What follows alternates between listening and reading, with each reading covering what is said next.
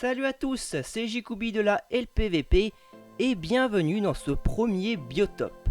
Petit concept ayant bien mis son temps à apparaître sur la chaîne, comme les autres vous me direz, et ce concept, il va permettre aux membres de la chaîne de présenter et partager des informations sur un sujet sous la forme d'une liste. Oui, c'est pas un top, un biotope est juste là pour faire un jeu de mots, pas de jugement s'il vous plaît. Dans cette première liste, je vous propose alors de découvrir les espèces françaises que je préfère. Alors, je précise qu'ici, je ne prendrai pas en compte les départements et collectivités d'outre-mer, ni les grandes étendues d'eau comme les mers et les océans. Et enfin, avant de commencer, voici les critères pris en compte pour qu'une espèce apparaisse dans ma liste. Alors, pour commencer, pour qu'une espèce apparaisse dans cette liste, je dois avoir fait au moins une observation de cette dernière, car sinon ce serait beaucoup trop simple. Ensuite, il faut de la diversité, car sinon ce serait une liste composée essentiellement de reptiles et d'amphibiens. Et enfin, je ne prendrai pas en compte les sous-espèces, car certaines sous-espèces sont parfois plus impressionnantes à observer que l'espèce de base, notamment au niveau de la livrée. Et comme il faut voir plus loin que la teinte que porte l'individu, je m'arrête au niveau de l'espèce. Il y a pas mal d'espèces de lézards en France, 21 pour être précis. Et j'en ai déjà vu certaines, que ce soit le lézard vert occidental, l'orvet fragile ou bien même le lézard ocellé. Mais celui que je retiens pour cette liste, eh bien c'est le lézard le plus commun en France, je parle ici du lézard des murailles.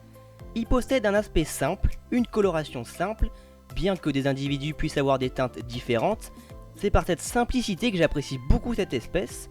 Alors attention, quand je dis simple, c'est en prenant en compte le fait qu'il ne soit pas très rare en France, même plutôt facile à observer.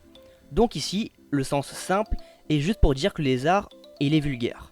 Donc le statut plutôt commun de ce lézard fait que c'est un très bon sujet de vulgarisation concernant le monde des reptiles, que ce soit le comportement, la morphologie, l'alimentation, bref, vous avez compris, le lézard des murailles est un formidable sujet à observer et permettant une sensibilisation efficace sur l'herpétologie. Et ce sont pour moi des critères qui font que j'adore ce petit lézard. Concernant le numéro 9, il est impossible d'en apercevoir un sans être émerveillé. Je parle ici du guêpier d'Europe, qui est littéralement un mini arc-en-ciel chassant certains hyménoptères, d'où le nom, et dont la nidification est bien différente de ce que l'on peut observer chez la majorité de l'avifaune, que nous voyons bien plus construire un nid pour accueillir leurs petits. Alors le guêpier d'Europe, il est également présent dans le nord de l'Afrique, et chez nous, c'est l'unique guêpier de France, car cet oiseau fait partie d'une grande famille qui regroupe donc plusieurs espèces, portant souvent de magnifiques couleurs. Mais c'est surtout pour sa nidification hors du commun qu'il est l'un de mes oiseaux favoris. En effet, cet oiseau niche dans des galeries, que ce soit dans des berges, des murets et également des talus. Et c'est dans ces galeries qu'il va faire son nid, qui est fait avec zéro matériau. C'est un cas plutôt particulier, surtout si nous regardons donc les oiseaux, qui en général prennent un temps fou pour faire leur nid. Ici le guêpier est une exception et c'est pourquoi il est dans cette liste. Et nous voici donc au premier amphibien de cette liste. Et de plus celui-ci il est apparu sur la chaîne il n'y a pas bien longtemps, c'est la rainette méridionale. Petit amphibien arborant cette bande caractéristique s'atténuant sur le côté du corps. Alors ce fut plutôt difficile en soi de choisir quel amphibien mettre dans cette liste, car c'est réellement ce groupe d'espèces qui a le plus développé ma sensibilité concernant les êtres vivants au fil du temps, et car tout simplement, également, les populations d'amphibiens peuvent très bien être la preuve d'un écosystème en bonne santé, ou en tout cas qui révèle si ce dernier est menacé ou non par la pollution aux produits chimiques.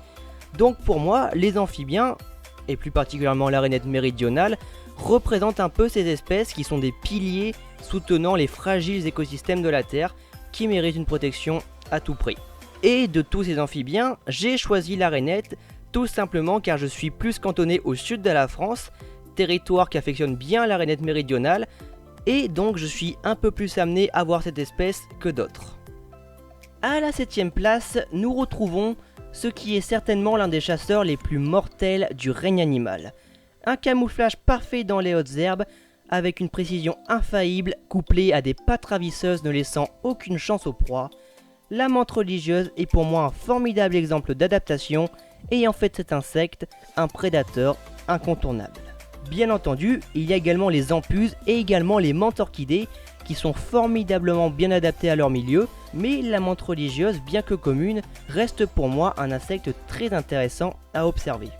C'est un prédateur tellement efficace que cette dernière est capable de mettre à son menu des lézards et certaines grenouilles. Elle mérite parfaitement son surnom de tigre de l'herbe. Nous restons dans le monde des insectes, mais cette fois-ci ça n'est pas un prédateur, mais ça reste quand même un exemple de mimétisme incroyable. Tous ceux ayant déjà vu un grand paon de nuit s'en rappellent, déjà rien que par sa taille. C'est le plus grand papillon trouvable en Europe. De plus, son observation, elle n'est pas du tout simple. Lors de la métamorphose de la chenille en papillon, l'imago, le papillon adulte, il recherche une partenaire. Seulement ce temps est très court et les adultes ne sont visibles que durant une seule semaine, puis ils meurent, faute de ne pas avoir certaines parties du corps nécessaires pour se nourrir. Ce dernier ne possède pas de trompe, comme chez de nombreux papillons de nuit. Cette courte durée de vie font des observations de ce papillon des instants uniques et de plus incroyables. Et ce lépidoptère possède des motifs assez originaux au niveau des ailes en plus de ça. Des motifs qui donnent l'impression aux prédateurs de faire face à un être vivant plus impressionnant qu'eux. Toutes ces particularités font du grand paon de nuit une espèce absolument remarquable. Si vous voyez une petite boule bleue très vif au bord de l'eau, il y a de très grandes chances pour que ce soit un martin pêcheur. Alors en France, il y a beaucoup d'oiseaux qui fréquentent les milieux humides et dont l'observation n'est pas très difficile. Je parle ici notamment des canards plongeurs ou bien des échassiers. Et de ce fait, souvent, nous passons à côté d'espèces plus petites mais tout aussi intéressantes, et le martin pêcheur est l'un de ces oiseaux. Et personnellement, je trouve que cette espèce est le bon exemple de l'oiseau que tout le monde connaît, mais sur lequel nous avons très peu de connaissances. Et pourtant, il y a tellement de choses à apprendre sur le martin pêcheur, que ce soit sur son adaptation pour son régime piscivore, ou la capacité de son plumage qui emprisonne l'air, qui lui permet de ressortir de l'eau directement après avoir capturé son repas, tout ça couplé à un corps aérodynamique qui offre des observations légendaires. Il y a bien un mammifère dans cette vidéo et il s'agit de l'écureuil roux. Alors mon intérêt pour cette adorable boule de poil s'est développé à partir de l'équilibre de ces populations qui sont aujourd'hui menacées par plusieurs espèces invasives. Alors aujourd'hui l'écureuil roux il est bien présent que ce soit dans nos parcs, jardins et également les forêts, mais les populations risquent d'avoir un avenir bien moins radieux si nous ne prenons pas conscience de ces espèces invasives. Alors déjà, il y a une espèce invasive provenant des États-Unis d'Amérique, l'écureuil gris, qui aujourd'hui impacte énormément ces populations, que ce soit en Angleterre, Allemagne et en France, et je trouve que ce serait regrettable de perdre cette espèce qui représente pour moi l'exemple d'une certaine inconscience de notre part par rapport aux espèces invasives. Et pour terminer, l'écureuil roux est l'unique espèce autochtone sur 4 espèces observables sur le territoire français. J'ai parlé de l'écureuil gris, mais il y a également l'écureuil de Corée, qui est plus précisément un tamia, et l'écureuil de Pala, reconnaissable par son ventre roux ou orangé, et qui possède également un corps plus massif. Et bien entendu, l'écureuil gris, on revient toujours à lui, il est reconnaissable par un comportement et un pelage différents. En effet, ce dernier se déplace bien plus au sol et arbore un pelage gris.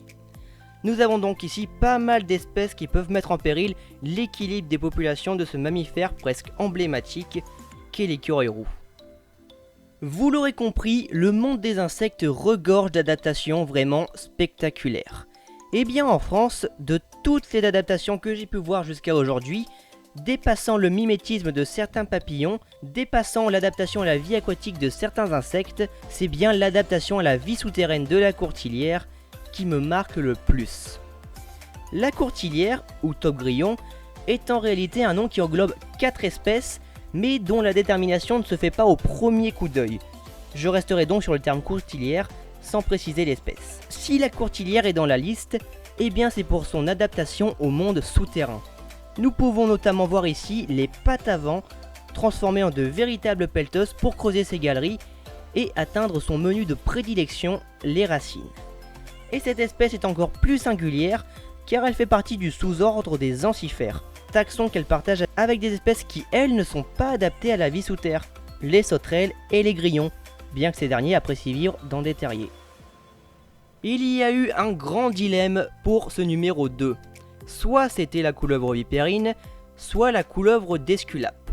Mon choix fut donc pour le deuxième serpent. La couleuvre d'Esculape donc est l'une des espèces animales qui me passionnent, notamment par le statut qu'elle possède dans notre société. Alors nous sommes nombreux à avoir déjà vu une couleuvre d'Esculape sans s'en rendre compte. Sachez que cette espèce, c'est le serpent présent sur le logo des pharmacies. Bon, je ne vais pas rentrer dans les détails historiques, mais cela fait de cette espèce un véritable emblème chez les professionnels de la santé. Et je trouve très passionnant ce statut que possède une espèce qui pourrait paraître banale aux yeux des gens, et c'est en donnant ce genre d'importance aux espèces qu'on peut aujourd'hui montrer leur réelle importance pour les écosystèmes. Encore aujourd'hui, les serpents subissent une assez mauvaise image de notre part, une crainte qui laisse place à très peu de recul sur l'importance de ces espèces. Et c'est en apportant ce genre de connaissances que nous pourrons reconstruire un peu l'image de ces fabuleux reptiles qui ont une place bien plus importante qu'on le pense dans notre société. Et c'est le cas pour l'ensemble des espèces. Et nous voici enfin à la dernière espèce de cette liste. Nous pouvons remonter jusqu'à l'épisode 2 de Zoofiche pour la voir, car il s'agit ni plus ni moins de la salamandre tachetée. Sans surprise, un amphibien. Et comme pour la rainette méridionale, mon intérêt pour cette espèce est en principe dû au fait que je sois plus sensible aux amphibiens qu'aux autres espèces. Et pour être encore plus précis, j'aime particulièrement les urodèles, c'est tout ce qui regroupe salamandre et triton. Une autre grande partie de mon intérêt à propos de la salamandre tachetée provient de son image dans notre histoire. Comme expliqué dans le Zoofiche dédié à cette espèce, cette dernière possède une grande complicité avec l'élément du feu. Bon, bien sûr, ça n'est que légende, mais c'est un point important, comme avec la couleuvre d'Esculape.